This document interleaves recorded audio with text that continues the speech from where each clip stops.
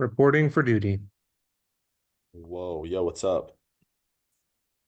Is Can it the you same? oh look, there we go. We got 30 people already here. Let's go. Everyone, I know there's a bunch of people already filling in. We have some more people on our side coming.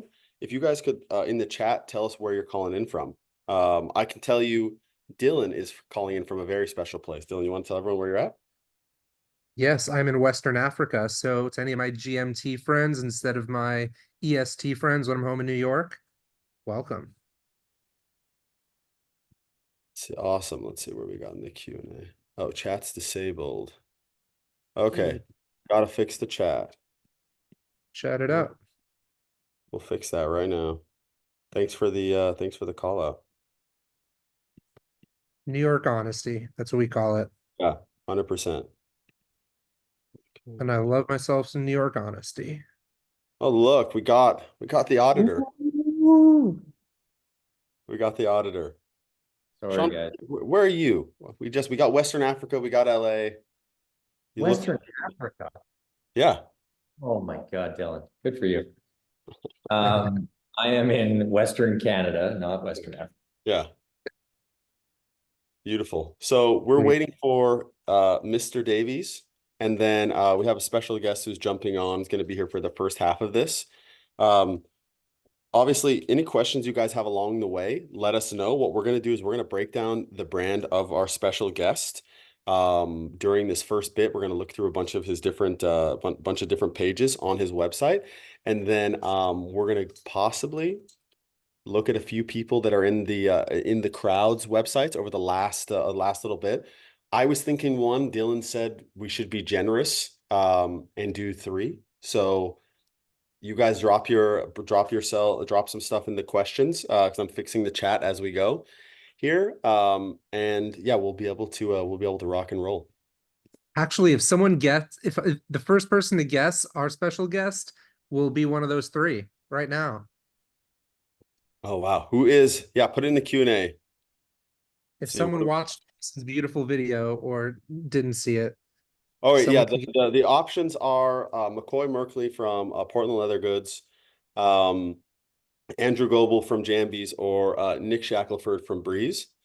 So who do you guys think it is? Let's see. We have a Shaq. Yeah, we have a Shaq answer from Anthony. What else we got? Ryan, thank you for submitting your brand. Hopefully more people submit. If not, you will be the winner. Just a note, Chase. No, Anthony's an agency friend. Anthony got his own website unless there's something I don't know about. No, Gang. he submitted Shaq. That's what he said. Yeah, we'll get a brand. Let's see. Maybe our special guest will be Taylor. He says he's in the waiting room. It won't let him in. Really? Let's see. More. Who He's is also technically illiterate, so it could be a user error. Yeah, I'll work with him on it. That's why you user test. Tristan raised a hand. What's up, Tristan? Got Shaq. Let's see, Alex O'Brien. Okay. First thing, Sean, you want to introduce yourself on this? I know a bunch of people came from your guys, the Audit Blast, but you want to let them know what you do and what we're going to talk about a little bit today? Yeah. Hey, everyone. Sean, one of the co-founders at Audit. We do what we call brand first CRO. So a really good pairing offering to what Dylan's known for, which is we dive more into the brand and UX side of things and help boost conversion on that front. Really just helping brands remove friction points throughout the user experience. Yeah, world class. And Dylan, you want to talk to everyone about what we do and the little journey of that, and then we'll get into the actual meat and potatoes of this whole thing. Sweet. By the way, can anyone message in the chat or is it just Q&A? I'm fixing that right now while you guys. I'm actually just having you vamp for a second while I fix it. Yeah. Sweet. My name is Dylan Ander. I'm a weirdo with a huge vision to be able to make every business in the world have the best website completely on autopilot at heatmap.com. Right now, we are the only heat map in the world that has revenue attribution on every element of your site. Other heat maps, I always say clicks don't pay the bills. That's why I call them click maps, not heat maps or revenue maps. Took 2 years to get to market. We had to rebuild all Google Analytics to get it live, make sure it works. Made a lot of mistakes along the way. Previously, I was the founder of splittesting.com and exited to Acadia, really beautiful large agency. So we were, I believe by volume, like the largest CRO agency in the world for ecom. So been around the block, numbers are my friends. And if I can do anything, let me know and hit up the chat. Yeah, Boom. we're in business. So, all right, I'm checking one more thing. Okay, Shaq is about to join. Sean, we got another Sean. We got Sean too. Okay, this is Sean's counterpart Taylor at Audit. So guys, I know we're waiting on Mr. Shackelford. Dylan, if you can bring up Breeze's website for me, Ooh. that would be great. It's just drinkbreeze.co. Uh, sure. Yeah, I was doing that thing you showed me in my what's it called? My Chrome wasn't being super helpful. So Actually, .com. No. is it .com? Yeah, drinkbreeze.com. You're right. Man, So I'm not 21. I can't get in. No, I'm kidding. my guys, our kind of our big vision for this series, if you weren't at the first one, is for you to see what actually happens from soup to nuts in converting your customers when they come from paid advertising or organic, and how we all look at websites and all of the little things we know add up to actually really massive results. And so you're going to get to, not me, but you're going to get to crack open three heads of people that are incredible at doing this, and I'll just be essentially the guide along the river Styx, if you will, through this process. So, Dylan, if you can share your screen and do that, we'll open it up, and then Nick will come. Nick will be able to come here because that's the special guest. Nick will be able to come here and tell us that what we're thinking is stupid. He's just finishing up a call, so I don't want to belabor the point we've made. We've vamped for a while. Cool. If you don't mind me doing a little nerd sesh for a second, just Yeah, before I open up the site. let's do it. Number one, I've been saying this a lot lately, and as I'm experimenting, because we still have clients, plenty on heatmap.com, help work through them. What I've found, and I love all the media buyers in this room, because I'm sure there's plenty of you guys. I don't know how many of us your exclusive CROs there are out there, but I've been finding lately, because most people are going broad. It's not the days of let's hyper target on Facebook or on Google or anything of this sort, that the landing page that you use and like Audit makes all the time, uh, it's actually does more of your targeting on advertising than your ad creative itself. Yeah. So it might seem like a hot take, but the role and job of an ad is to get a qualified user to your website. No one can obviously buy from an ad. They can't click buy. You can't make money on your entire online business unless someone clicks the buy now button, and that is on your website. So when you have a landing page where they're going to, Facebook's optimizing for conversions and purchases. So if the only place they can buy is through the website, and especially from the first page they're visiting, I believe that your headline, obviously you need good ad creative to get qualified people to the site. But the thing is that headline that you have on your landing page and on your page, whether it's a home page, I consider a landing page to be whatever page you are pushing paid ads to. So collections page, home page, standard landing page, those are all considered landing pages in this setting of talking about e-commerce. So that's one thing that I wanted to put in everyone's heads is if you guys are media buyers or if you are CROs, make sure that you guys are really like lock solid, locked in together, because the ad creatives, the ad specialists on your team and can really do as much as they humanly want. But unless that landing page is targeted, I've got a bunch of tips and tricks I can give at the end, or you guys can DM me, whatever. But I just like to talk about CRO all day, every day, and don't socialize as much as I should. So yeah, we like CRO numbers. Okay. All right. So we'll go through and hopefully we're shredding this page when Shaq shows up. But Dylan, let's kick off. What do you three, and I'll actually start with Sean number two. Um, what do you guys see when you look at the above the fold here? What is the first reaction to this? Like, let's say you're coming from, because I know we see that they're building in public, so we see a certain amount of distribution is toward paid, like 85, 90% of their traffic is coming from paid, and probably come to a landing page. But let's just say they're dropped into the homepage. What would your first experience be on this one? I'll start with Taylor and we'll work our way up to Sean and then I was going to say, when you introduced us, you said 3 CRO minds. I would say, Chase, I'm kind of still I'm in your seat. I don't dig too deep into the audits here. I can look at a website and regurgitate what Sean said, but well, what do you think? I think I do the same thing. I'm just in a mediocre AI brain of Dylan's. So what do you? It's one of those sites that they've done a killer job with brand, right? It's the brand aesthetic is super clean, and that's what they're pushing across. So the nice thing that they've done here is they actually show the can. There's a lot of brands that don't show the product at all. So they're actually showing the can in a way that, it looks beautiful and has that brand aesthetic as well. The call to action, it's always kind of like we discuss this a lot with clients that have their own brand elements. Experience it. I mean, we know what that's probably going to do, but we don't know exactly where it's going to take us. So, sometimes just being very, very direct on site. In marketing, you can be a little more clever, but on site, just telling them, shop now or wherever that's going to go, just to reduce a little bit of that confusion. But otherwise, like the cannabis space too, as you get down into like the product page, you can, see the actual milligrams, that sort of stuff. I think that's one of the biggest things is probably surfacing that right away, just because there's such a big market in cannabis for, high potency now or low potency and what you're taking. So I don't know if that's on purpose, getting them to the product page to get into that stuff, but maybe just touching the fact that I know it says microdose cannabis, but that can mean a bunch of different things. So maybe clarifying that a little bit there, even showing the can with the actual, milligram on it or something. All right. What about you, Sean? What do you think?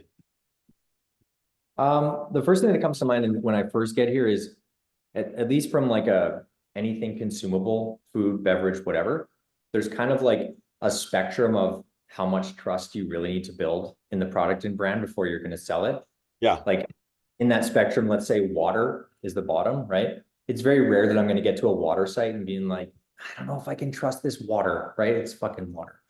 And then as you move up, like health drinks, pop, alcohol, I would say that recently legalized drinks around drugs, what people would call drugs these days, right? I guess cannabis and mushrooms, I would say are on the very far side of the spectrum of like, I should probably be okay with consuming this and trust the brand before I do it, even though it's microdose, right? Everyone has a different definition of that. What I'm getting at is, for me, this space in food and beverage requires more social proof than anyone else trying to build trust in the brand, right? If I'm going to buy this, it's probably fairly expensive and I'm going to put it in my body. I want to know I'm not the first idiot to drink this and maybe croak from it, right? This is nothing against the product, the brand. I'm just saying that's in people's minds. It's like I'm ingesting drugs potentially for the first time, right? Maybe that's not reality. It's small doses, but you have to build so much trust to sell that. And I get from a brand perspective why it's maybe not here, right? You don't want to look, a lot of brands don't want to look like every other D2C brand with the stars and the bullshit, but there needs to be something here that says, we've sold this many cans, or this many people trust us for their relaxation, or something tasteful could be done. But I need to know I'm not the first person drinking this, because to me, this falls on that side of the spectrum, where it's like, it's new, it's maybe something I've never heard of before, and I need to understand a little bit more that other people are doing this. Awesome. Dylan, what about you? And then we can, or Shaq, did you have something to say? Welcome, Mr. Shackelford. What's up, guys? Am I on? Yeah, you are. Yes, You sir. are. Just don't see that beautiful face. That's all. I don't know what's going on. Zoomed always does for me, but this is, I caught the back end a little bit of Sean's, and then it's such an interesting space to play in, because you can't be upfront with what you're doing, especially on Lander, but you need to be like, you can say cannabis, but you can't say THC, right? You can't put the milligrams on it because it's hemp derived. There's a certain amount that you have to put on this stuff. And especially when we go direct traffic, we have to go education, and you have to quote unquote hide 2 buttons in before you can even get to purchase. So a lot of these things are so unique on not just drinks, but on anything with THC into it nowadays. Mhm. And look, majority of our traffic coming from Meta and Google, we got to play in their sandbox. Hey, Shaq, Question, you say where do no you to- push your traffic to? It would be, you can probably find it on Drink, but it's Try Drink Breeze. I'll send it to, let me find it right now. Try dot, is it a subdomain, try dot drink breeze? Should be- I'll drop it in the chat real quick too. It should be try dot, yes. Yeah. Cool, sweet. One thing, just because I didn't talk on the homepage a bit, I actually do have a couple qualms here. So number one, there's a certain speed, I can't remember the name at the moment. It's awesome to like get these good feelings in here, but it really distracts a lot from what you're looking at, right? So like Sean was saying before, I always say, anything that someone is putting in or on their body is sacred. So they need to envision it, feel comfortable with it, trust it. What do people trust the most in this world? Ironically, on websites, humans. So I would love to see a human holding the can, even in their hands, like it looks cool and awesome and appeals to the demographic for sure. I think that having another awesome person who extends and resembles that brand would probably be a better hero here. That's number one. Number two, microdose. Sean, you mentioned that. So like I'm an avid microdoser myself. I'll say that publicly. Not everyone knows what microdosing is, but also that could be in a positive, narrowing down your audience in a good way because it is new and it's not like we're selling shoes here that people need to learn much about what shoes are. So that's quite interesting. I think it's solid. This color differential isn't too much, but my biggest qualm is you can't see what you're drinking out of the top of the can. So that is something that I would just slide that down just a teensy bit because kind of want to see where you're going to put your mouth, which is the start of the sacred movement. So that's an easy one, maybe on a phone because I just have it jig rigged on, mobile here. But I'd be curious if type in the chat if you guys see like, that there's separation between the button and the can when you actually look at your phone. Everyone's got a different phone size. So let's do that for Nick. If there's any separation, they should definitely just go ahead and do that. They don't need to split test it. I see a pop up. Good sir. Yeah, So it works for me. Yeah. It's cool. it's a differential here. It's not going to work on this. Awesome. Yeah. Love that. Yeah. Beautiful. And experience it. I've been finding a lot of emotion-based copy beyond like Shop Now or anything like that. Like, like get a euphoric, calming, inspiring social tonic. So like, get euphoric or something like that. Don't do Yeah. the copy on the line. But small things. A lot of people say button text doesn't matter, but it actually moves the needle when you have good volume. So let's actually go towards that lander that they have, because I think that's what most people care about nowadays is how do I make my ROAS go boom? So let's talk about how to make ROAS go boom. Yeah, absolutely. So, Nick, do you want to tell us like what the thought process on this one was as we dig into it? Compliancy. That's like the only word that I could run with it because everybody else, you can't, again, we're selling drugs online. Yeah. We ship drugs to your door. Yeah. We are legal drug dealers. So Yeah. to do this, you have to do it in a way where you play nice on the sandboxes that we're allowed to play in. So that's literally give them enough to intrigue. It's almost acting as another ad because the first ad hits it, it's interesting. The second ad would need them to kind of scroll through, understand, feel it. They hit homepage, that second click in and go hit the product page. Yeah, so just so you guys know, that's a squeeze page right here. That's what we call them. Like usually see them on opt-in forms, like for lead gen, where they just have the little thing going in. So this is effectively a squeeze page, or some people call it that.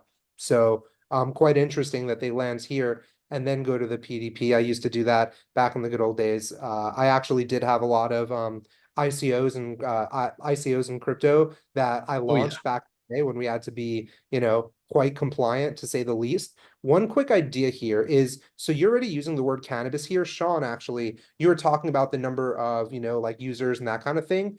At least at first, I'll let you take the mic, but I was thinking that cannabis infused social tonic, if we have that in the H1, H2, not sure if it goes that far for Google, but if that theoretically was in part of the text and you had a little piece of social proof right there, I think ads might move quite a bit. Sean, what are your thoughts?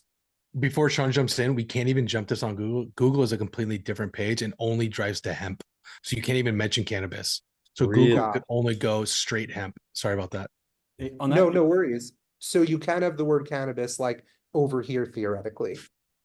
For social, but not for search. Hmm. Cool. And Cool. what's your percentage breakdown of sales from social to search? Grossly on Facebook, 90+% of Facebook, Meta or Google. Hemp is not a really, it's not a sexy term. You know what I mean? Like people aren't really getting it. That people assume hemp now to rope, and so or shirts. So they don't really go direct to consumption just yet. So it's still a little bit of education needed. Cool. Awesome. Sean, anything you wanted to say around that or ready to rock and roll? I think we can jump to the product page after this, but I think my main and only comment here, because I know I'm going to end up saying 5 out of 10 things that are probably not within the legal parameters, but I think whenever you're dealing with design hierarchies, it's really important that key information either feels like a communicator or an action. And that top cannabis thing, it's really close to looking like a button. Yeah. And when there's only 3 elements on this site, right? There's the content piece, that tag, and a button. They almost look like a primary and secondary button. And so even though it's probably on brand for you guys, it just kind of feels like it might be clickable. And if you just imagine every user landing on this is going to give you 1 click, what if they accidentally click that? So good. So good. So true. And guess where you can tell if those dead clicks or not? Yeah. Eatnut.com, baby. I'd bet a steak dinner to a non-vegetarian that you're definitely getting a lot of clicks here. So Shaq, just one quick thing that we were saying before is like, consumed by over 10,000 awesome people, right? Something like that, like a little bit of social proof and pure fun in a can. Cannabis infused social tonic may make you feel happier, calm, social, whatever. Brighter color, you can kind of cut that out a little bit. You probably don't want more than 3 lines, but making this a social proof thing, I think might really move the needle on your ads. Like a lot, and totally stay compliant. You're right. Yeah. So let's go. Let's go to the next Cool. one. Let's rock and roll. I'm going to scroll here because we're bigger than a phone. So this is probably what you're going to land on. Cool. Who's feeling brave? I have a few comments. Yep. Okay, go. No, go ahead. We got a recommendation yesterday, and I don't know how I feel about it, but they're like, look, we've seen your can 5 times. Put a picture of a human. And I'm like, Yes. okay. I don't. Okay, sure. And what do you guys feel about this? Before you jumped on, I was saying I wish there was a human. On product page? On first Yeah. image? Yes.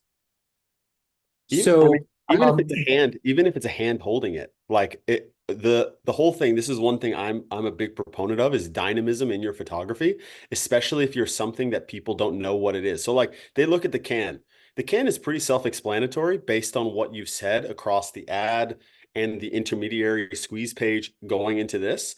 And so like if this is the 3rd touch point that they have, you want something a little bit different just to break up the motion in their mind so that they can picture themselves with it. So even if it's your hand, someone else's hand just holding it, it starts putting them within the feeling of, okay, this is something that I can consume.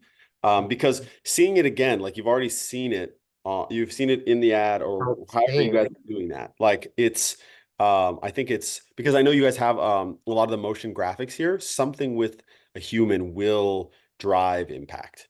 I think- Yeah, and we have one. Keep scrolling. We have one.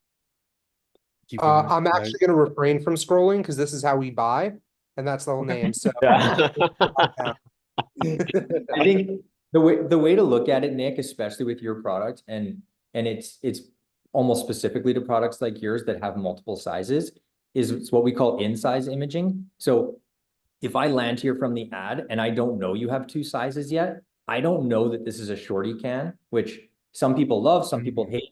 But seeing in a hand, I'll instantly be able to tell if it's a mini can or a tall can or a whatever, right? A tall, like it could be a tall. Yeah. It's really hard without incising. And incising just means give them a reference point that they can understand like that to be like, oh, know how big this is, right? 7.5 ounces, like, fuck, you could show me 10 images. I couldn't tell you which one's 7.5 unless it was potentially in reference to other things. And so it's, to Dylan's point, partially about humanizing it, but it's also just incising and helping them understand the size without having to dive in and Yeah. understand. Clear. Two things. The most famous Coca-Cola commercials, do they ever have like just the can? Nah, there's always someone drinking it like this, right? That's what you think of when you think of Coca-Cola. You don't think about the can. You think about the person holding the can. So that's number one. Number two, do you know what a hero image is? Yes. Do you know the origin of how it got the name of a hero image? Sean, I'd actually be stoked if you did. I mean, I'm guessing it's just from cinema, would be my guess. It's actually not. It's that I mean, it's sure it's derived that way. Fun fact, Chase used to be a film producer, so everyone harass him about that. If you guys didn't know, it's super fun. He knows everything about everything film.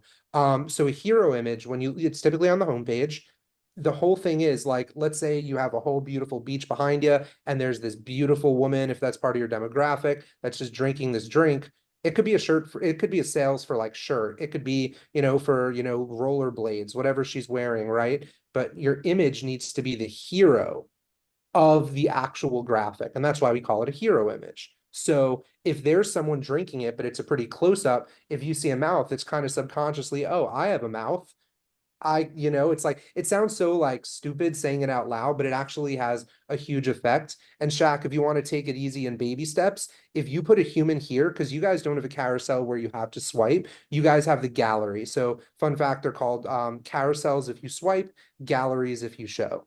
So because you have the gallery, highly recommend that you have it right here as a human. Will it move the needle as much as changing this one a lot? No, but I definitely recommend getting humans on here. So let's take a scroll down now that we've been kind of, ripping them on that kind of stuff. So we see these are these cool motion graphics. Awesome.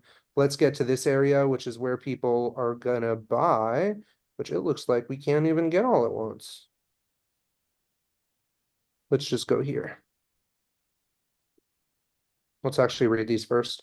Euphoria, clarity, and relaxation with no hangovers or regrets.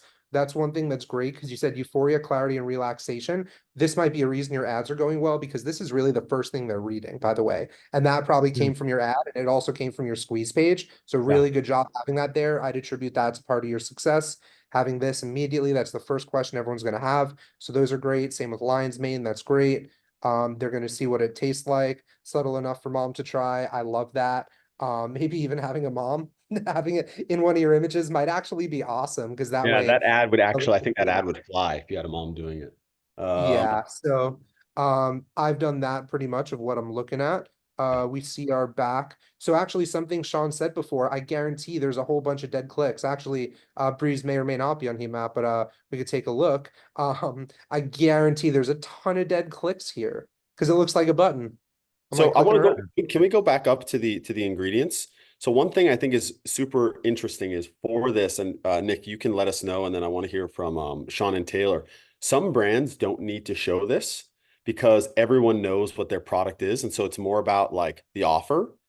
For something like Breeze, it makes a lot of sense because you're selling something that has you have to educate. And so having this be a portion of this. And so I'm curious, Nick, if you guys have ever tested having like an accordion there just to see if it would open and close, if it does anything to the page. And then I'm curious, Sean and Taylor, what your guys' POV is on this specifically, because this is a new category, new product. And this might be something important for the people that are scrolling. I mean, with those types of content sections where it's essentially you're trying to communicate the key traits of the product, I find it very hard. Like if you just went through my house and picked out 10 products that I own and have used for years, it would be hard for me to pick out more than 3 things that I find compelling about them that I'd be like, you have to get this to my friends. Yeah. So to list 6 for me is initially just like, do people care about 6 different things? Or could it be 3 that are really important and then there's 3 can live below the added cart? Nice. That's nice. That's nice. The other thing, because it's just 1, remembering it, but 2, they're just not going to read them all. So like 1, create a hierarchy there, make sure that it's like whatever's most important first, second, third. And then the other thing I would test is if your team, for the most part, is probably assuming these are the things most important to your customers, I would literally send out an email campaign to current customers and give them a single question survey of saying, here's 6 things. Which of these was most critical to you after you tried the product? See what happens. test that, whatever the most common thing they say is, test it as a sticker on the image at the top. Make it as loud as anything else on the page. If they all respond, man, I love that it's 30 calories, fucking paint 30 calories everywhere. And just ask your customers, because so many brands fall into the trap of, well, we did the testing initially and blah, blah, blah, our team thinks and blah. It all is personal opinion until you ask the customers. So I think it would be interesting to see which of those really pops. And it'll also give you that hierarchy we're talking about, right? What 3 live above the add to cart? You'll know from that single survey. And again, that ones you're giving them to pick from, you can just define that. It doesn't need to be coming from reviews or whatever. Yeah. Even from the FAQs, if you look at like your top 3 or whatever FAQs, you can usually get a lot of feedback from that. If like people are, this is one of those categories where, like, I worked in the cannabis space in California, it was becoming legal, and it was like so confusing between, you know, hemp-derived CBD, THC. You also say mushrooms, right? Which initially when I heard of Breeze, I thought, oh, they're doing psilocybin, cannabis, CBD. So there's a lot of new things in this, and it's all in one, right? Usually people are pitching mushrooms or cannabis. Right. So having all of that in there, I think is super important to clarify. I'm assuming that's a lot of the frequently asked questions too, is there THC in it? Because you've kind of hidden that onto the product page, and I think that's probably for a reason. Right. But yeah, it's a lot in one can, which is awesome, but it's a lot to educate people on too. I think on that note too, sorry, go ahead.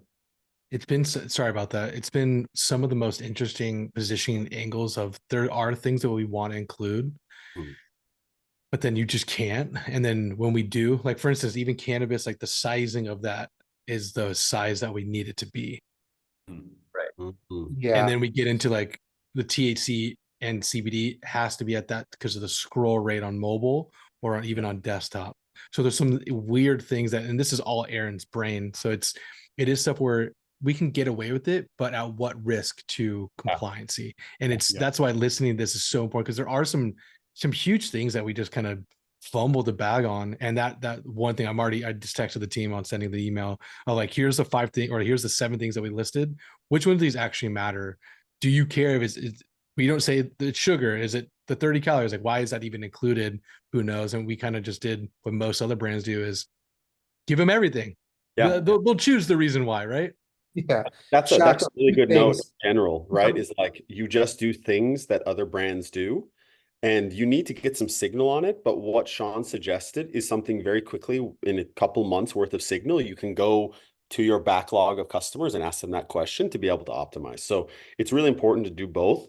But I think a lot of people will just stop at doing what the other brands do and not actually test into how to optimize this because we have quant data like we look at, and then there's the qualitative data. And you need to go get that qualitative data to be able to then optimize what you have in the quant side. Sorry, Dylan, I interrupted you.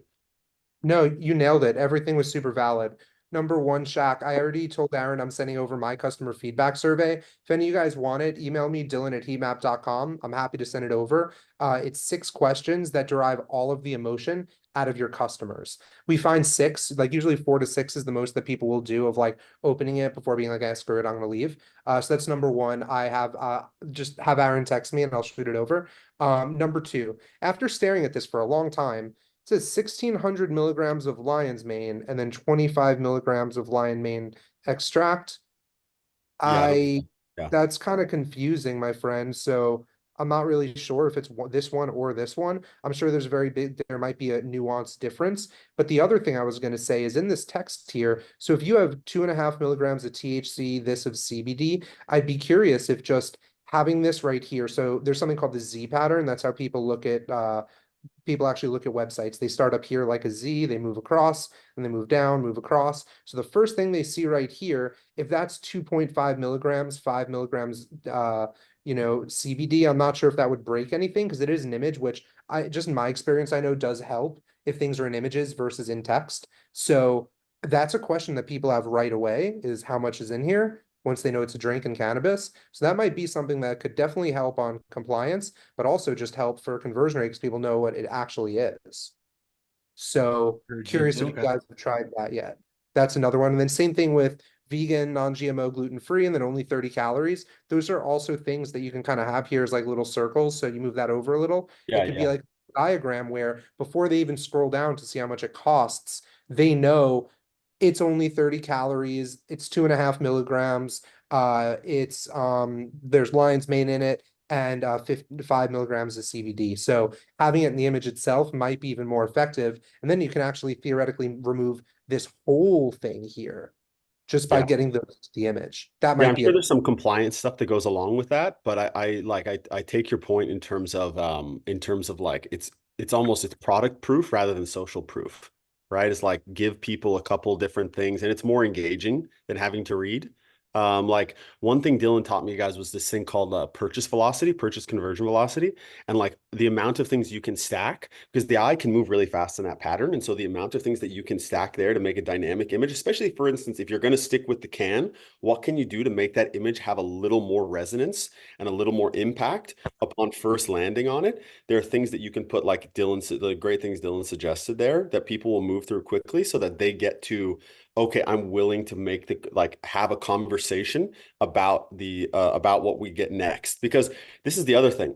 Scroll depth is has a huge impact on what you actually do. Like we don't know how many people get to that scroll depth yet, right? Like how many people actually get here is a really, really big impact. And by the way, this is not just for Breeze. This is for every company. If you don't have that, if you don't have your purchase or your add to cart in the above the fold on your product page, like I know this is specific, Nick, because of this space, but I've seen Yes. it where you go into these pages and a lot of times it's like half.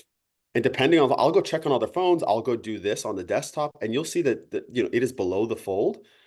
People leave. They're like, oh, I don't know what I need to do. I think it's really important to recognize what you're doing to actually drive people to move quickly through the process because you've done all the work to convince them in the above the fold, in your ad, etc. So I know this is a special edge case, if you will, but you can do those things. Nick, I don't know. I know you're up against it. Do you have time to stay, or what's your timeline? I don't want to keep you if you can't. No, we're rocking. So it's 10. I have till 10:30, so I have another 22 minutes. We're moving. Okay. So Chase, guys, what I want to do, and I want Wait, Nick. Sean had one last one, then let's rock, Chase. Yeah, go, Sean. just a really small one, and I only want to do it because it's relevant to everyone on the call, not just Yeah. Breeze. So two really small things. One, in terms of the can sizing, so there's a single and a double. Alcohol has been being sold online and in markets and wherever for decades. It's easy for someone to be like, oh, I know what a 5% beer is and a 10% beer is going to do to me. They have no clue what a single Breeze and a double Breeze is going to do. So that decision is going to be really tough for them. How you educate on that is a different story. It could be in an image in the gallery. There's tons of ways to do that, but I think it's probably missed here. Just a simple comparison of single, double, and the lion's mane. What are the different benefits of each. And then the second thing is, and we say this to almost every audit customer, giving people more of something or allowing them to buy more of something is never enough motivation to just up your AOV.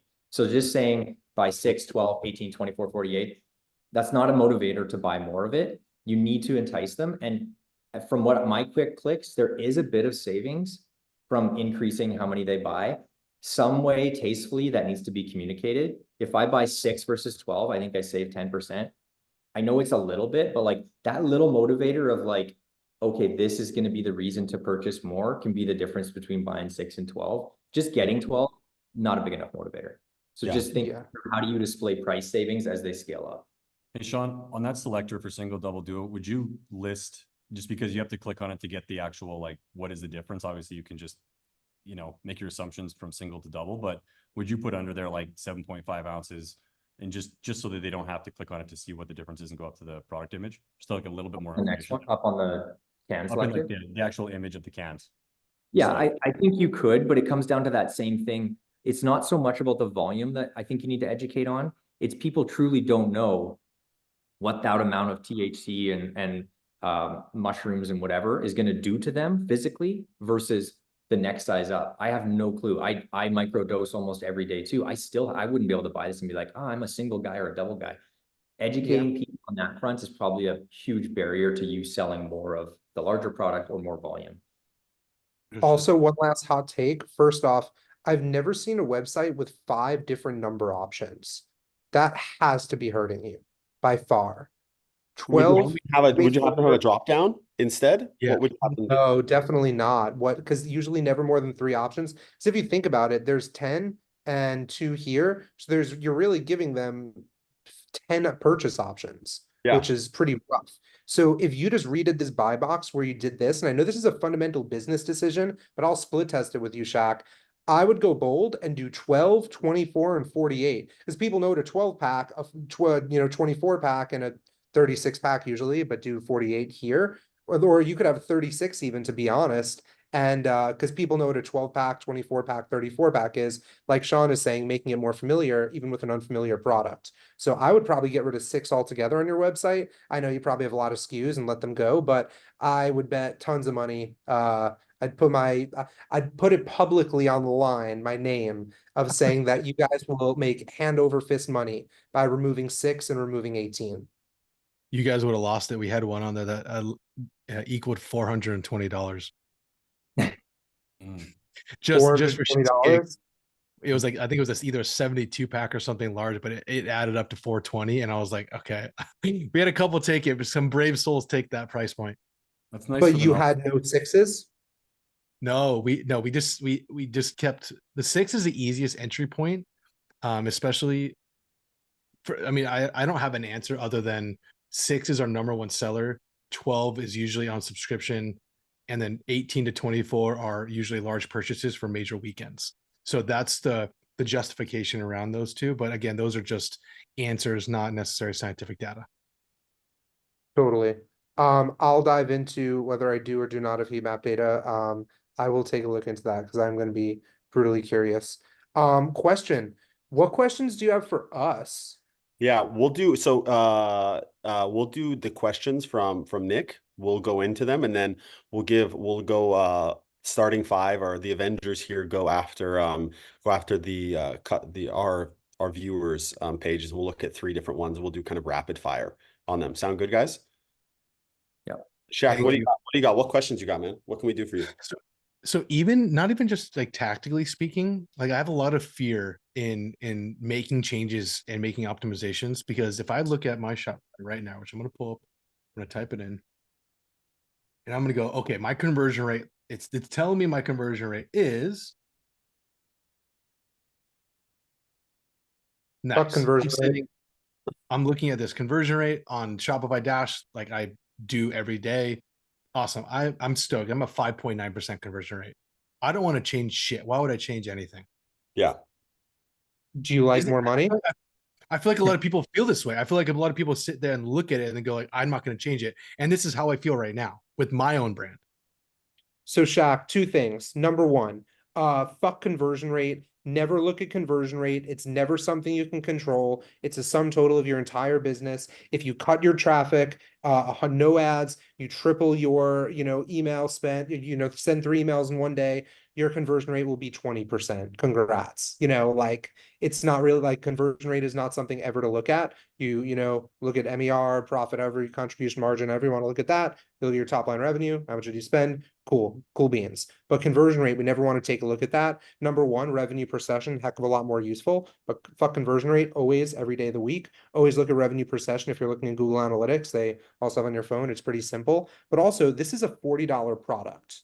Like 5.9 and a lot of people say the industry average is 2% conversion rate. That is absolutely fucking false. And I have thousands of websites on a software that will prove that is not the case. And number 2, because it's dependent on your AOV. Number 2, 5.9 actually is not that flashy for something that is a base product of $40. So I'll bring you back down a little bit, saying that, yeah, of course you would want to change that. Understood. And then my next step would be, okay, I'm going to listen to this recording because this is specific to my brand. There's some changes. How long am I waiting? Like if I'm about to go up, cool, I'm going to put humans on it. I'm going to get rid of this back in stock and put it below. And I'm going to get rid of some of these options. I'm just going to do all 3 of those changes. Is that correct? Split test it. All of them at once. Not gonna lie, I think these guys over here, I think you should just be deleting this, and this is like a little premature, like you're, before they get to the party and asking them to buy. So I'd be interested on this. You can make 2 or 3 changes at once, like would I like do a whole redesign? Not necessarily. The human one I would separate from everything else, because think of tests as like groups of creative. This thing not looking great in your buy box and potentially removing 6 and only making it 12, those are like a combined area difference that you at least have attribution to. But then the creative one of the hero image, that I would make the only test running on this page when you're doing that one. So I'll hit you and Aaron with next steps. Easy. That's great. One thing, Nick, I think everyone, you mentioned something that's super important. One thing Nick has that maybe some of you who don't have access to all the data he has in his agencies is, what am I doing? I'm alone. I don't actually know my numbers. And so, first of all, coming to events like this really helps. Spending time on Twitter and learning and being in communities like that helps. I think the big thing Dylan and I think Sean Taylor and I have always talked about is a lot of people are afraid to make changes for the exact reason that Nick said. I don't know if anything good is going to come out of it. I think the other thing is you don't actually know if anything bad is going to come of it if you're actually doing the right thing already. And so you kind of are just completely at a loss with the information that you have on either side. And so I think it's really important to always allocate a little bit of time and a little bit of budget, whether it's in ads, landers, etc., to test those things, just so you can see what the upward bound of your business could be, or also what the floor of it is. You don't actually know because you're too afraid to move. And so again, easy for me and us to spend your money. The question is, what are you missing? Either way. And so I always say, if you don't do any CRO tests, you're actually putting a glass ceiling on your business that's invisible. And so you really need to layer into these tests things that audit does, things that you can learn from Heatmap, or things that you can do on your own. Forget our offerings. You'll always limit the conversion rate that we told to fuck off, the AOV that you can actually unlock, and all of the different things downstream in your lifecycle marketing, because you're actually getting new, higher quality customers. So I think it's a really, really important one to always allocate time to spend. Or test. Everyone talks about it in ads. I come from ad tech. It's constant conversation. No one talks about it on your website, allocating the actual time, unless you have a great agency or you have a CRO function in-house. If you're not doing those things, it's a lot more difficult and it's not top of mind because it's not as sexy as like, hey, I'm going to go run a bunch of fucking ads. It's just as important, if not more. Go, Sean. I think this is going to be a very unpopular opinion, but I'm going to say it anyway, because it's pretty much everyone just said. And Nick, you probably know this as well as anyone, but like the factor that no one brings into play on this type of decision making is what is the actual like emotional cost or time value of your time? Like, great, to Dylan's point, fuck, until it's a 99.9 conversion, keep fucking going. But the other side of it, I think, is okay, how profitable is your business at 5.9 or whatever the conversion was? Like, is that enough money for you? Right? Like audit. You get asked every day to do shit we don't do at audit. It's so enticing to double our revenue and take it, but it's like, why? So I can see less of my kids and spend less time. Like, no, it's not worth it. So like at the end of the day, you also need to make the decision based on just, do you really need to put another 10 hours a week in to increase to 6.3? Probably not. You know what I mean? So I think it's not all about money in this case. And sometimes you just need to, if Breeze, sorry if I'm pronouncing it wrong, is profitable, growing, and it's got a good conversion. It's like, sometimes if it ain't broke, don't fix it is the answer, not for the money reason, but just for the simple fact of like, it's kind of on autopilot and that's nice. And sometimes enough is enough money. You know what I mean? Yeah. I'll push back hard that a split test never hurt nobody. Like, you have the potential to make an extra 50 G's a month. And if it don't work, then you just don't push it live to production, So like, I think it's a no-brainer to split test all those things you're saying, not super time intensive, just have the right people doing it. If it doesn't work, you cut it out. Nick, you have no risk. You just took no risk and nothing but upside. By the way, just that pushback between us is kind of our private Slack channel, is us saying that and sending memes. So just so everyone knows, this is the same way the conversation. One thing too, Dylan, just on, because there's a lot of brands probably on here that don't have the traffic that Nick does. We run into that a lot with people that get stuck in this, like, I need to test everything, but they can't. It takes a lot of time, a lot of money, and they just, again, like Sean said, you're just wasting time, taking 8 months to see if you should add a free shipping bar under the call to action. I feel what that do you even at our recommend- size. Right. Yeah. Like, what do you recommend for brands that Absolutely. can't get to a statistical significance in 2 weeks good or something? question. Like what's the best case scenario to see if some things are working? Obviously bigger swings, but what would be your opinion? So two things. Number one, there's a lot to CRO other than split testing. You have your site speed, you have your customer feedback that you can do, run the customer feedback survey. I wish I had it. I literally put over 500 hours into my book. It's called Why Your Website Sucks. And the whole premise is what Nick says, which is that your website always sucks and you always need to improve it and never get complacent. And that's where you can be more aggressive than every other brand in the world because they're not really focusing on it too much. So that's a big one, where you can be learning more about your customers, implementing it, giving things a try, move it back if you need to. For larger brands, for brands of your size and up, I usually recommend it's just testing at that point. It's not like you want to screw it because you could be losing tens of thousands of dollars, in a test. In a test, you have it in a controlled environment, you won't lose that. So number one, there's so many things you could do. Number two, hitting statistical significance. What most people don't realize, I hate when people say big and small split test because it's not a real thing. Maybe if you're changing your button color yellow to green, that's not a good split test. But to get to statistical significance, it's how confident that if you ran that same test 1,000 more times, would it get that same result again? That's effectively the conversational version of what statistical significance is. The bigger the impact of the test, right? So the more significant the change, the faster you get to statistical significance. It would probably take Breeze, which is probably bigger than a lot of people on this call, 6 months to see if a button color is going to be better or not. You want to know what? If you redesign above the fold, that could be literally just 2 weeks and you're done. Yeah. So the more of an impact you go for, the faster it gets to statistical significance and statistical power, and you're out the door. I also would just recommend on this specifically on testing is the same way we're talking about scroll depth. A lot of the impact that you're going to see is predicated on the amount of eyeballs that you have. Like that's what getting to power is. It's just having more, and like getting to power is what you say when you get to statistical significance. So Nilan and I nerd on this all day. And so it really is predicated on that. And the most impact you can actually have on your business is that above the fold. And so I think a lot of people miss it. I've gone through this 1,000 websites, right, Dylan? You go and you scroll through their pages and they're making changes at a 25% scroll depth where people are not looking at anything anymore. And the people who are there are actually high intent users anyway. So they were going to do the stuff no matter what. So you really need to get the people where there's the 100, for instance, one big call out, and we'll go to actual people here, is announcement bars are just like, it's, they said like things are broken or they're dead. Like announcement bars are dead. Like this is completely and absolutely fucked. I haven't gone full hot take online on this. I looked at 3 announcement bars yesterday for our newsletter or 2 days ago, and they had one word in the second line of the announcement bar and it doubled the amount of space and there was no hyperlink. And it was just like, hey, you get free shipping. Dude, fuck your free shipping. Like it doesn't actually matter. It's not going to drive you the impact. You need to be really, really diligent about the space that you're using.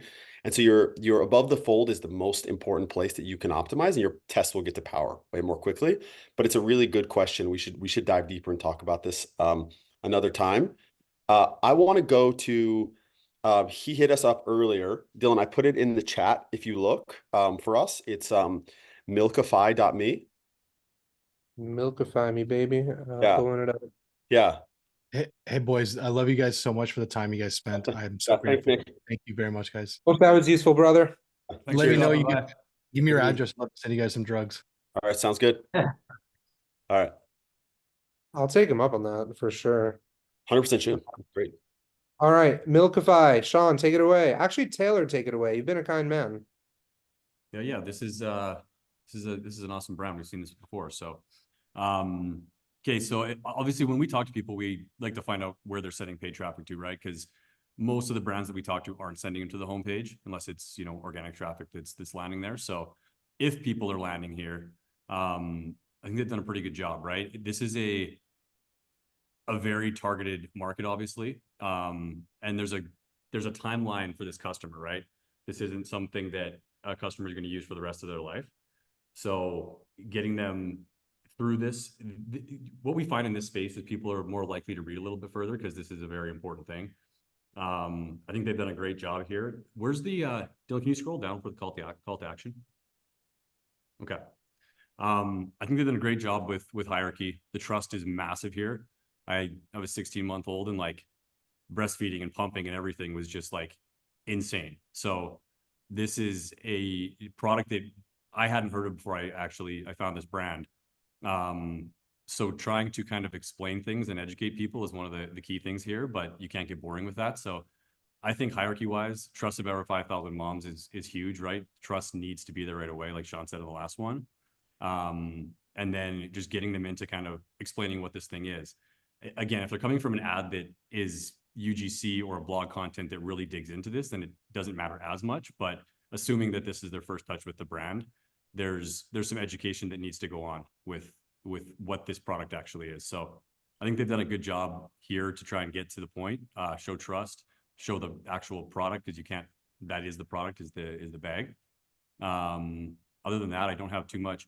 Dylan, one thing I wanted to mention on the last call, on the last one, when you were running Jollibee, you told us that those certifications, like the GMP and you know, organic or whatever those top certifications were massive in split tests, especially on the product page, image carousel.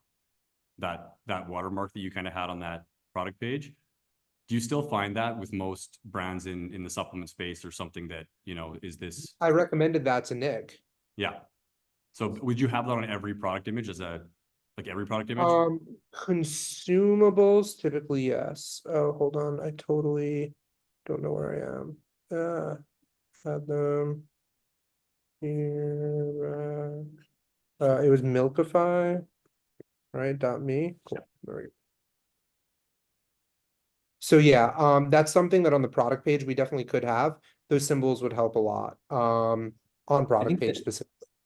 The tough part on this one is you're selling the process, not necessarily a product, because it's technically their milk, the customer's milk, if I'm understanding that right, and I think I am. I think the main thing that's missed for me here is I went through the whole homepage on my own, and maybe I'm missing it, but I don't get any context of how long this takes. Like, I'm breastfeeding, I pump my milk, I say, like, am I sending it to you and you're sending it back to me in these freeze-dried things in 3 months, 2 days? What's the turnaround? Especially with a newborn, like, and you're a first parent, for instance, you're fucking on high alert with every little decision and change. Like, that timing is everything. And like, I have 3 kids. My wife had issues breastfeeding. Like, the turnaround on that would be so critical, because there was week spans where she couldn't breastfeed, and then a week span where she could. Like, that timing and putting my mind at ease for how the process not just works, but the flow of time is so critical for this. Yep. Yeah, Pedro said 1 to 3 weeks. He's going to add it to the homepage. So just made him. Yeah, you must. That is so big. We accept drop-offs at our thing here and here. You don't need to. I wouldn't gear towards drop-offs, because that's probably not a huge percentage of your business, at least coming from your website necessarily. So these are called outbound links. If they can click buy right now, why would you want them on a Houston page instead? So that's actually bringing them backwards in the purchase journey than forward. Yeah. So pricing, cool. Let's go to the singles. Let's rip apart this product page. Let's do rapid fire on this one, because I want to get to another one. I know we're up against time. Yeah, absolutely. I'm happy to stay over, not a problem, but I want to make sure. Yeah, I can stay over as well if anyone wants to keep hanging out. This has all the content above it. What I would easily do is just Milkify singles. Is that hot and sexy singles in your area? That doesn't make sense to me. So Milkify single packages or packs, whatever it is, like, I don't know how you refer to your stuff. So definitely improve the product title. Single packs, double packs, whatever they are. All this content up here is not very useful before you get to your buy box here. Quantity selectors are also dead. Delete that quantity selector. You'll thank me later. HS and FSA eligible. Just put that right below the add to cart. Also, this should be below your add to cart, because you're not supposed to have that right up there before they're actually choosing their different options. So yeah, those are really the quick down and dirty. There'll be a video after. That's why I was just like ripping it apart. Anything else that anyone wants to rip apart? Otherwise, let's go for helping Real some quick. kind souls on another website. I think just going back to Sean's point, that how it works is so important. That even in like the product image carousel, like, I know that a lot of people we talk to, and myself, I shop through that product image carousel. I think just finding a way to make that how it works prominently on the homepage as far up as you can, and then product image carousel as well. Just no questions about how this process goes. I think to your question, William, on the quantity selector, the major dilemma with it, at least in this setting for me, is the image shows 5 packs and then the quantity selector shows a 1. So right there, there's a miscommunication. Am I buying 5 and then 10 and then 15 and then so like you're making the customer do math. That's point 1. But to Dylan's point, it's just another decision point where usually adding more decisions decreases the amount of times they're going to hit add to cart. It's not much, it doesn't hold true with every brand. But it's definitely something we almost recommend in every report is at least testing, hiding. Dude, I love that so much because I got there through looking at hundreds of customers' quantity selectors on heatmap.com revenue data, and you did that through a brand perspective, and we get to the same result. And that's why I always love jamming with you. That's so dope. 100%. All right, let's jump to more. let's jump to shredlights.com. I think I spoke to the founder once. I don't know. I'm in the hot seat on my computer, but hello, I don't know who you are there. I know we've done a free trial for them and I loved the product. Yeah, I told you guys I'm in Western Africa, so I'm gonna shop as if I'm in Africa. Sick. So add color to your night rides. Okay. Initially that looks like kind of like a skateboard. I don't know if that is. Pretty sure it's supposed to be for a car, but that image is super confusing. Plus this blue is the same as your buy now button. Plus I wouldn't have the button text of buy now right now when this is super confusing right here. So I would definitely give it a little bit of love on that hero image to make it a lot more clearer. That's just number 1 right away. Anything else, anyone, or want me to keep scrolling? Yeah, I think my guess is that you're driving them from ads that show the skateboard because it is for skateboards. But I think in general, unless you're deep in the journey, buy now is something that only is going to work on Amazon, and there's no brands on this call that are even close to that. So I think unless you're in a marketplace like that where you're adding, a bunch of products to cart because it's a marketplace, buy now for me isn't necessarily the right context here.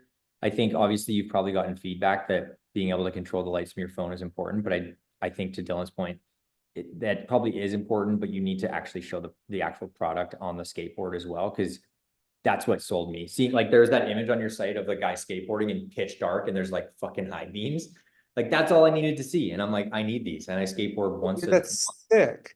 That's yeah, awesome. I'm like, holy shit, that's amazing. Yeah. That's brilliant. I'm sold right there. Like I want them already. I skateboard too. So like, yeah, done.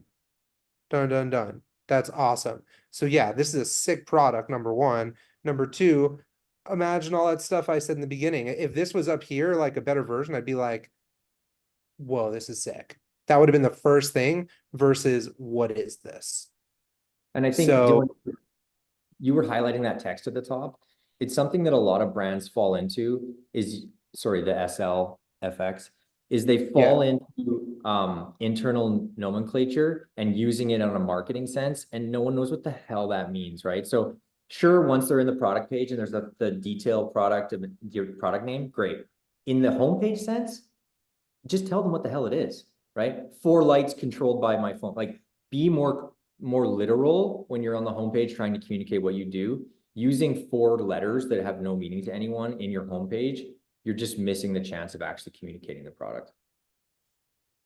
yeah. 100%. You nailed it. And this is also your first image. What happened to that sick, sweet image before? I missed that. I'd rather that be the first one and then this be the second one. So it's like, I want to look like this awesome dude, like lighting up the road. Number 2, what is this thing actually? Okay, this makes sense. Okay, got it. Now it's starting to make sense, right? Are you buying 2 at a time, Dylan, or is it just a one Okay, pack? so single pack, yeah. So that's the next thing I was going to go to. So this right here, shred lights. Oh, that goes to your homepage or collection. Oof.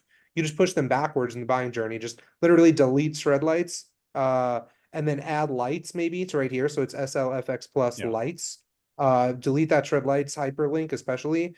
Move this guy right here, always below add to cart button, because it's not important. And you want them to think when they're clicking to buy, that they can actually pay in 4, if that's the way. It's the same to you as the brand owner. You don't care. So it's down here. That's number 2. Number 3, this buy 3, get 1 free plus USB-C quad cable plus free US shipping. I don't know about you, but that didn't feel good for me. That, so you're definitely going to be able to want like, wait, but hold on, there's not even a 3 option. Is that selecting 3 in the quantity selector? Is that what we're going for, or You don't have a quantity selector. I'm confused. is that 3 singles? Buy 3, get 1 free. Is that how you get to the 4? Yeah. Before Ooh. it could definitely be. But Yeah.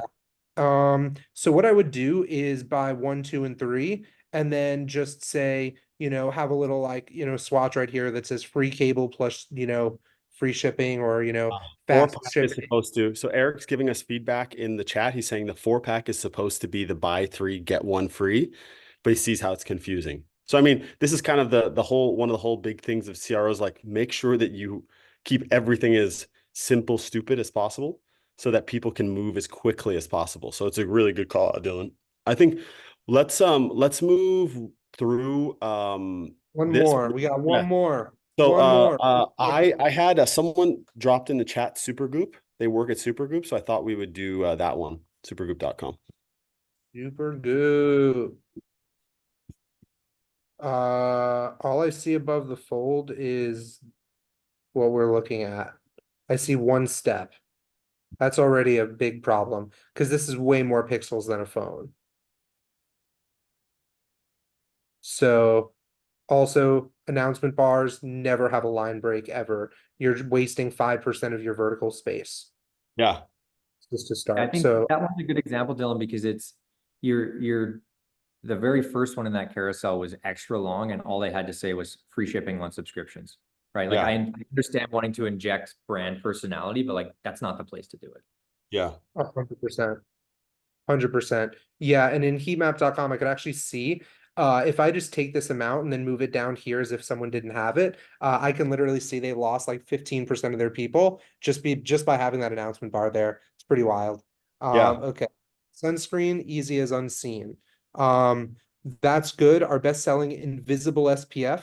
I don't know what invisible SPF means. I know what SPF is, of like how much it's supposed to sell me in the sun, but in my head, invisible SPF sounds like 0 SPF. So definitely, like Sean was saying, go in terms of what customers know and shoppers know and think of, right? So that's definitely something I would rework this headline quite a bit.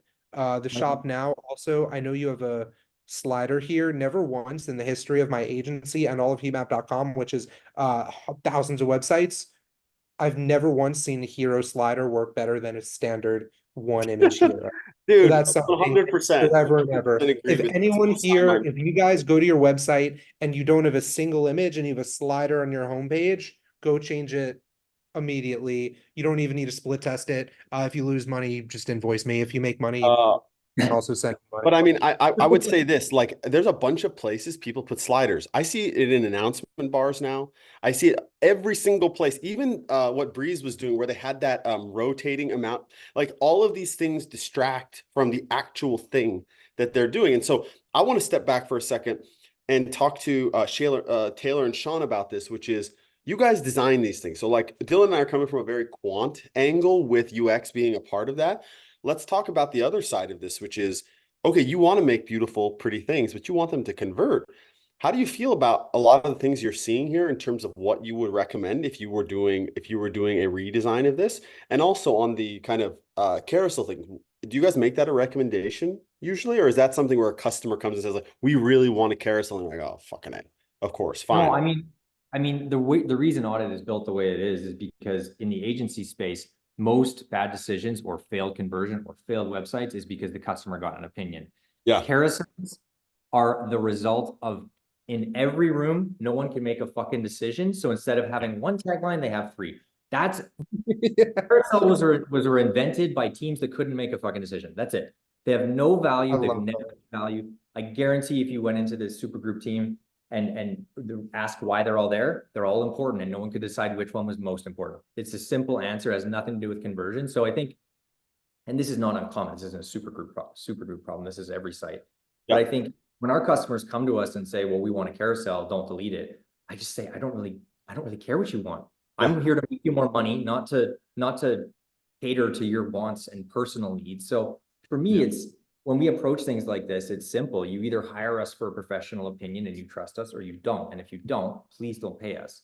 Right. For me, it's as simple as that. And if you want to take it back to just simple UX, not indecision, it's just you're reducing cognitive load for people. Like, why give them 3 things to read when they can have 1? You're trying to get to that action as fast as possible. And the second that there's 2 actions, now I have to decide between 2, and I'm like, you're wasting time on site. Direct them to one spot and take them through a flow. Don't make them pick right off the bat. So I think it's really simple. And so many brands are going to disagree and never change their carousels because, again, indecisiveness. They can't pick something to focus on. Dylan, one thing, we got sent the link to the PDP, which almost might be a little more instructive. I sent it to you in the chat with you, Sean, and I. So if you go there. There might be unsolicited messages in there. No, I'm kidding. Which is the It's here. I'm putting it in the chat. If you go in the chat with everybody, it's there. So Michael put that in there for us, which I think is great to look at. So we can talk about this one as well. Just let's do a rapid fire on this one. I know awesome. Get this out of there. Adios, amigo. Get out of there. 9 reviews at 4 stars that might be having negative perception. You're supposed to price anchor. It's supposed to be really large. If your product is $25,000 or it's $2, you want your price to be big because people immediately know how to shop. If you're shopping for something that you know is 20 grand versus you know is 20 bucks, you're going to shop differently in your head. Price anchor, make sure it's right there, really apparent. This in comparison to this whole thing, just like they said before, I think that this is a very visual product, like you see it on your skin. The whole point is it's supposed to be invisible, but like, showing someone that it doesn't really look like she has sunscreen all over her face. That's awesome. Say, okay, if that's what I'm going to look like, that's pretty great. So have more human heads there. This text definitely feels a little sketch. I don't really see this after in ecom. Like what I associate with that tiny text is like, people with what's it called? Prescription pills on, on like the TV. So definitely I've never seen that in ecom. Remove that if possible. Definitely like put that at the bottom of your page. This add to cart. This add to cart is blank white, just as the background is. Don't make that. Make sure there's contrasting colors. Like this blue should be this add to cart. Another hot take, sticky add to carts absolutely suck. If you sign up for heatmap.com, after literally a couple of days, you'll be like, what the heck? Why did I ever even think to have a sticky add to cart? It was the worst decision I ever made. My revenue per click is absolutely nothing. I've honestly maybe looked at 50 websites with a sticky add to cart, and one of them it was doing well for and giving a revenue lift. So that's my quick roast. Also, this again, like I said, quantity selectors, peace out. Also, this is a call to action. There's no actual button on it. Details here, there's no button on it. If you want people to do things, it needs to be a button. Sean, unleash. Okay. One thing, just to not to totally berate announcement bars, but one thing I never see brands do that I don't understand, and we recommend it frequently in audits, is make them relative to the page they're on. Like, okay, I land on the homepage, call out something blanketing the brand. I'm on the product page, call out something relevant to the product. Like, why not just say whatever, like as an example, our SPF 40s ship free, right? Like, that's random, but like make it relative to the product page you're on. It's just a piece of content. Like, it's not hard to implement. And now instead we've got, or just remove announcement bars on product pages because you're distracting them when they're in that purchase flow now. They're not in the blanket brand flow. They're in a purchase flow. So it's also email pop-ups, by the way. You can do the same thing. Your conversion rate will go super high. Hey, want 20% off the triple prep weightless multitasking moisturizer? Your pop-in, like email opt-in rate will go through the roof as well. Personalization, money, Sean. Yeah, I think it's not like, it doesn't need to be super complex. It can just be simply having a different content piece for each of them or removing it, because having that distraction on the product page is just not worth it. Scroll down a bit. Yeah, I couldn't agree more on the add to cart, Afterpay. The rule of thumb that we always give you our customers is when you're in that like blast zone of the add to cart, just remove all actions that aren't related to the add to cart, right? So one time versus subscribe, completely related to add to cart. It's totally okay if it's in that blast zone of like whatever 100 pixels. Having Afterpay relevant to purchasing, it's fine to have that info there. Shipping details, I don't want to take them to a shipping page when they're about to hit add to cart. Like just, you're going to take them somewhere that's not adding to cart. Do not let that be close to it. Same with an email sign up. It's like they're just about to add to cart and I'm going to take them away from that. You've just lost your conversion immediately. The second that you take them to another page, I hope Dylan backs me up on this, but you're probably seeing drop 50% the second that they're off that page. So why do it? Just surface the shipping offer in checkout and in cart. And if they really want more details because they did all their info and the shipping isn't what you said, then sure, I'm wrong. But if you're communicating clearly here, there's no reason to take them to the fine details so they understand that FedEx is the one delivering it free. No one gives a shit about that. Tell them how much it's going to be and where that accounts to, US, worldwide, whatever. Never take them off the page. Yeah, those are called outbound links. At first, it got me a little nauseous that when I clicked here, it brought me to a page just about shipping. So sorry if I'm sounding a little off, but no, that it fully makes sense. And also rewards in one click. You're asking them to sign up. Why isn't that in an email after? You already have your email and their phone number and their name and where they live and everything about them if they purchase. Remove that. I swear, whoever this is, Dylan at heatmap.com, sign up for heatmap. I'll do a split test for you if this is where you guys are sending traffic, and I will make this a public case study with you. Open full disclosure. Dylan at heatmap.com. Guys, last thing. So I know we're closing up on time. We should probably do this, but I'm thinking, should we do one more, or should we call it? Like, who's a man of the people here? Let's do another one. I got 13 minutes. Yeah, let's let it rip. So we have another one. Let's see who just submitted. Okay, can you go to femistry.co, femistry.co.co. One more. Yeah. We'll run it back, guys. Run it back. Don't call it a comeback, everybody. Okay. Chemistry? Like chemistry without the C? Yeah, chemistry, but without it's just femistry. Femistry.co. Fem registry, that kind of. By the way, the whole menopause middle-aged female group is incredible in ecom right now. Fun fact, the middle age of users on Facebook and Meta is 42, and the median age on Instagram is 23. Yeah, share of wallet, guys. Share of wallet. This is a huge impact. So anyway, whoever's doing this, yeah. This buy now is invisible. Literally no difference behind you. It just looks like a floating circle when I look quick. This bottle bleeds into the sides. That's probably making Sean vomit a little bit. What do you guys think of above the fold before we scroll too far? What do you think of above the fold, Sean? Like we already got Dylan's takes on those two. Like what do you and Taylor think? It's the exact same comments. The thing that we always tell our users, like whenever people dive into accessibility, they're like, well, I don't really care about, or not that they don't care about, but people think accessibility is catering to people with bad vision or blindness, or that's what it's built for. And that's what the standards are set for. But just go to your site on your cell phone, turn your brightness to 25%, and you tell me if you can see any of the shit in this header, because you can't. You'll be able to read natural menopause relief. You won't see anything else. And most cell phone users do not have their phone on full brightness. They're lazy. Their fucking phone is dying. They're trying to save battery power. They're looking at their phone at 50 to 25%. So the second you have low contrast shit in your website, it's not even being seen. It might as well be not there. Just delete it.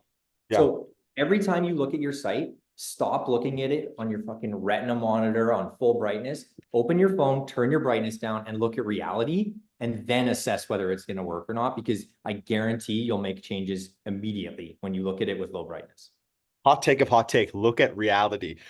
Two things I said, and I want to go to Taylor, that Dylan and Sean said that I think are super important. First, look at it like a person will look at it, and look at it on the, Dylan talks about this all the time. Look at it on the the device that people look at it. Everyone fucking designs for desktop, design for mobile. Where is most of your traffic going? Now you could say, well, it's a product for middle-aged women. They look at more on desktop. Okay, I'm a moron. But more often than not, it's 80% of your traffic is going to mobile. And most people, first of all, they don't have responsive websites. Second, they are like, this is a completely different experience, right? It doesn't look the same. And so these are two things I think are super important: is make it feel like it's a part of someone's actual experience. Don't design for you, design for them, with your brand in mind and all the things you need in there. But Taylor, what do you think, man? Yeah, just on that point too, we have a lot of customers that they're like, oh, my traffic's, 80% mobile, so I don't really care about desktop. But then when they go to like where people are checking out, there's a different story. So always be mindful of both. Like, Yes. especially if it's a higher AOV product or home furnishings or stuff like that, people are scrolling through it, but they, for some reason, whether it's security or just getting a bigger visual, they go to check out on desktop. So at different points in the customer journey, you want to make sure you're looking at both of those, traffic and like what people are actually purchasing on which pages. That was just I it. cannot wait to release my book because I talk about this in so much detail. It's an entire chapter dedicated to it. Can confirm. Can confirm. Very I good. can just send it. Yeah. Okay, let's keep going. Yeah. Yeah, okay. In a 90-day clinical trial. By the way, this text is so tiny, like no one can read that. Like, as quoted by my good friend, stand up and look at reality. I wear glasses, like, and I have the big pro phone. It's big, like, I can't see that. It's Yeah. tiny. So, and this is also something you want to shout. 54% better nights, 71 days, so like that's loud. Be loud and proud on that. Don't It looks like you're hiding something. Especially Most this age women reported demographic. benefit in as little as 3. Yeah, go for it, Taylor. Just gonna say, especially for this age demographic, like, obviously Yeah. I'm not being, ageist or anything, but, typically I know that, people in this age usually have the bigger text on their phone. If you're gonna hide things very small and make them search, it's just another thing to keep in mind. Mhm. So if you're, Vision tends to decline scientifically, so no There's data. sexism there, or that I mean there's data that no backs it. sexism there. Let's keep going. 90-day money back guarantee. Usually those are just like a badge. You don't need to like follow up with all these. I think this and this are two different sections. Like they're two different pieces of content. You're probably, because like there's a 90-day money back guarantee, and then you're just randomly going into ingredients. I wish this just said like, 6 reasons to buy, Chemistry. Yeah. It's just different content. It's just not congruent. Well, I guess So on that specifically, because a lot of people have some of these things that make it easier, quote unquote, to buy for a customer. I will like plant a flag and say I don't think they matter that much anymore. They mattered maybe 5-7 years ago at I don't say the birth of e-commerce, but kind of like the multiplication of e-commerce being like when e-commerce became ubiquitous in people's lives.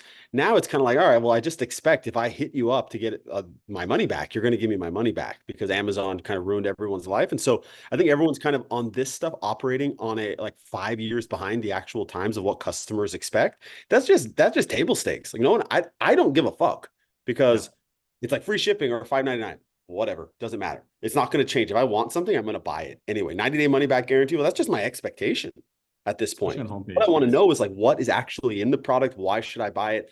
These are the things, right? How do I buy this? And how should I think about this product in my life so that I am comfortable making a purchase?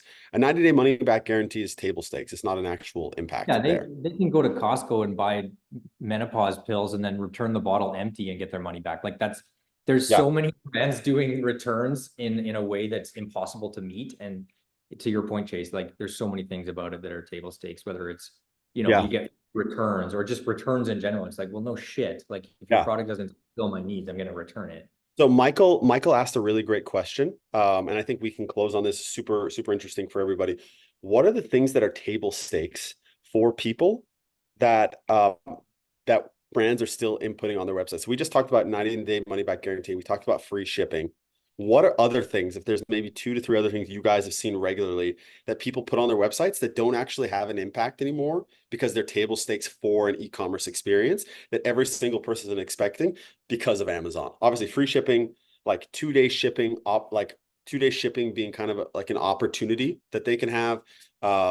These money back guarantees. What else do you guys think they can? I would say the one thing, irrelevant press bars, like press is great if it makes sense to what people are at in the customer journey. But if you're on a site that you're selling something and you have like Runners Daily and all of these publications that don't even really matter, it's just because you got in them because you had hookups or something, like even most sites now, if you see GQ, every site pretty much has that on there, right?